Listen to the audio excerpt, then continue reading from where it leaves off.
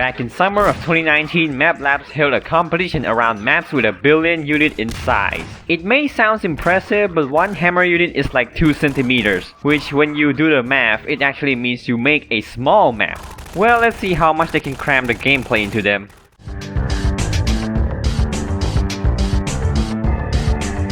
This map has you boarding a combine train when you're on a subway train in the sky? Yeah, I just said that. It's pretty short, you go kill some cops, blow up the train and destroy the gunship. Although the map's boundary is so small, manhacks can basically fly too low and die. This also means it's pretty easy to get the rockets out of bounds too.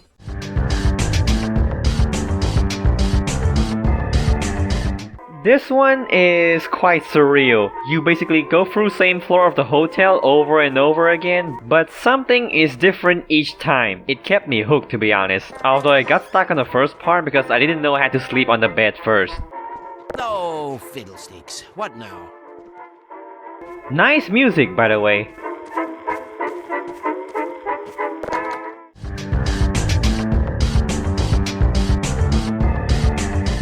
This map really uses its space well. I don't think there's any area wasted in this map. I really like how the soldiers will aggressively search the place for you. It gives off a special sense of thrill when you know there's a soldier hunting you down somewhere. I also like this part when there's a soldier blocking the door. He thinks he's funny until I've proved him otherwise.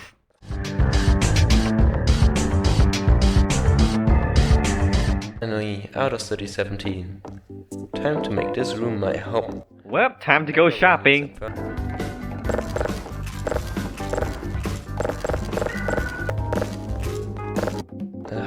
This looks like a homeless shelter. Jesus Christ, dude, is your standard really that high?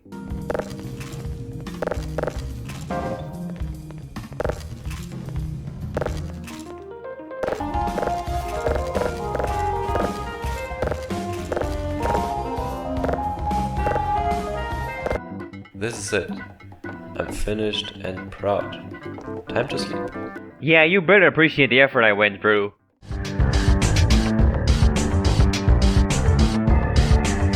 This map is filled with small quests you have to complete. Each of them is pretty short, but they really use the small area of the district really well. Hey, here's your food.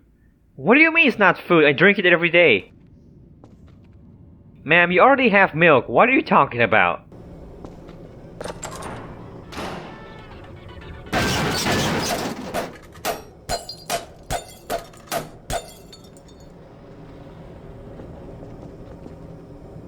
Also, after completing all the quests, it says the path is open, but I'm not sure what that means.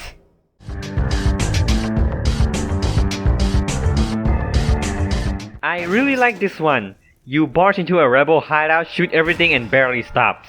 I'm not sure who these rebels are, but they might be infected with something, judging from the fact that they make zombie sound when they die and the title itself. Also, this part with them sitting around the campfire really reminds me of that scene from Outlast.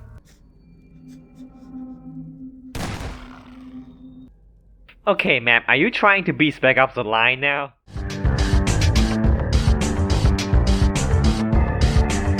For the first half of the map, it seems pretty good. It has good combat overall and really good flow.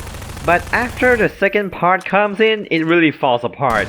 Once you get to the end, you must backtrack and collect these blocks. Which, mind you, you have to backtrack all the way to the beginning of the map. It's even more tedious when you have to use the gravity gun and carry them all the way back again. Also, there's no checkpoint when you're backtracking. The last fight with the Antlion Guard can either be easy or real pain in the ass because of the size of the room.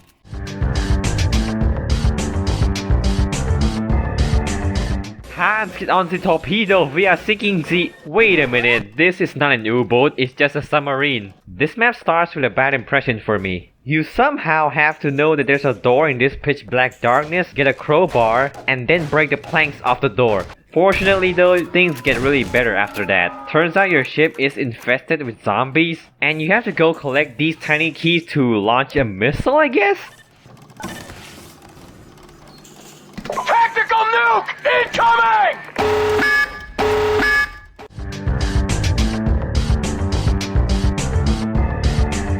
In this one, you play as a literal mouse when the house is getting attacked by zombies. I like it because observing an event through an animal's point of view is always engaging to me. Although I feel like the control is very slippery and there's some visual bugs as you can see here. Because you're playing a mouse, it is both a way to make the zombies scary and make the best use of the space in the map. Did the G-Man just hire a mouse? Really?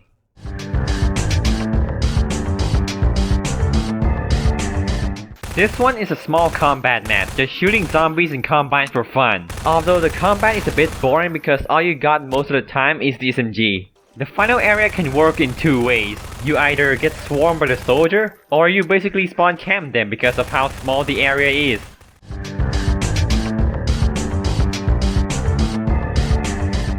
This map has one problem that broke the entire map. There's just too many enemies in each area. Like, do you think there's enough soldiers in this room? The elevator part is a fucking cardinal sin in itself. You get shot at from every fucking angle possible, and there's absolutely no cover. If the whole map has less enemies, the entire thing would have been so much better.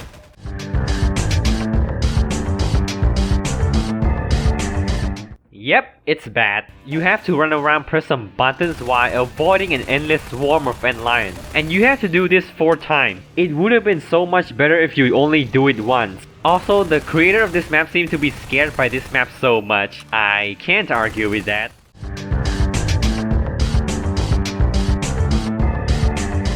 This one is pretty much exact same as the last map in terms of gameplay. You go press some buttons and there's ant lions chasing you down. However, in this map they only appear if you touch the ground, which makes it arguably slightly better. But at the end they just come out anyway for no reason. It's still a decent map to end the pack on though. And that was it for the 1 billion unit map pack.